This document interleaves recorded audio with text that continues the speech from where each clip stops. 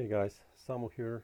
Thanks for checking out the channel and its contents. And if you feel like it, please do subscribe. Thanks so much. Enjoy the video. Bye. There was a famous loft on 19th Street. No. Sadly no longer there. There was a parking lot next door. The whole block has been is gone now. It's all high rise. But this was a three-tiered or three-floor loft. Liebman lived on the third floor. There was a wonderful kind of funk drummer and pianist named Howie Wyeth on the first floor, who incidentally was the grandson of the famous painter Andrew Wyeth. Oh yeah, I love him. So, Oh, wow. and the second floor eventually was habitated by Chick Corea. So it was all three floors of music, and eventually my brother was on the third floor when Lieb moved out, and I think Dave Holland was on the second floor. There was constant just musicians going in and out. Most of the sessions were in Liebman's loft, and we just played for days, weeks together up at his loft, usually music like that, more in the free zone. So we were old hands at that, and we always had kind of a connection when we did that. It just, I don't know, we just fit together really well. He was one of the most fun guys to play with in that context. Yeah. So we just fell back into it on this record.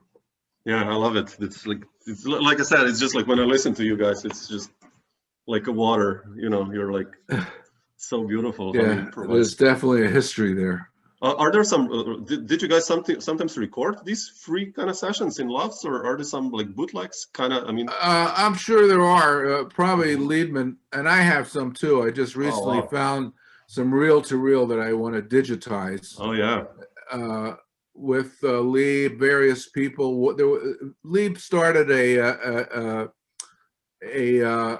performance arts group called Free Life Communications, and we got enough grants to utilize a concert space that I guess he had leased, and there were a lot of concerts that came out of that. For about a year it lasted. Free Life Communication.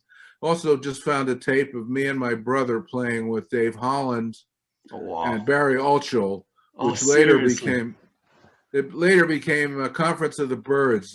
Dave used other guys, his close compatriots, Sam Rivers and Braxton. Anthony Braxton, yeah. Yeah, but we were the kind of, I guess you would call it the rehearsal band, but I remember Mike and I did really well, and I also found that reel-to-reel. So I'm in the process. Come on.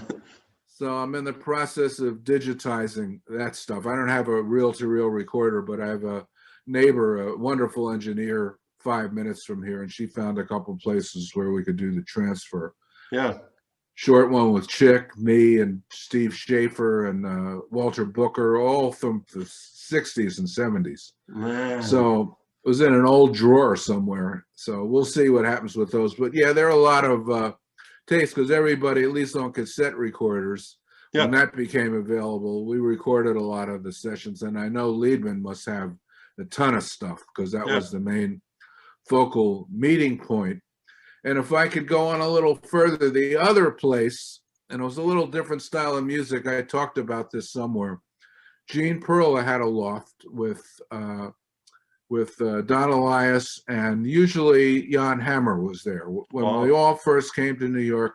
And stylistically, that was more kind of Milesian, Tony Williams, Herbie kind of style. We played free, but in that style, and played tunes, and it was all kind of based on Miles's band. Steve Grossman would float back and forth.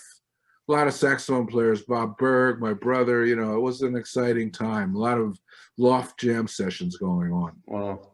No, it would be so much fun to hear that, because to hear you also play on this more relaxed, free format in a way, because that must have been burning, like, 20-minute songs and solos and stretching it out. And, yeah. And there's a beautiful. Gates or Perla, that's his nickname, has a record company, PM Music, and I think he's released, or there's a website where you can hear a lot of that stuff if you research it. Have to it's a lot of stuff is just on the website. some of the sessions. Yeah. Wow. Okay, I'll have to check it them out. out. Yeah, I love these sessions always because it's just like, you know, like live gigs. It's Well, so see, even incredible. this was just for us, so there were no Yeah. audiences, so we were just whatever we felt we would play. Yeah.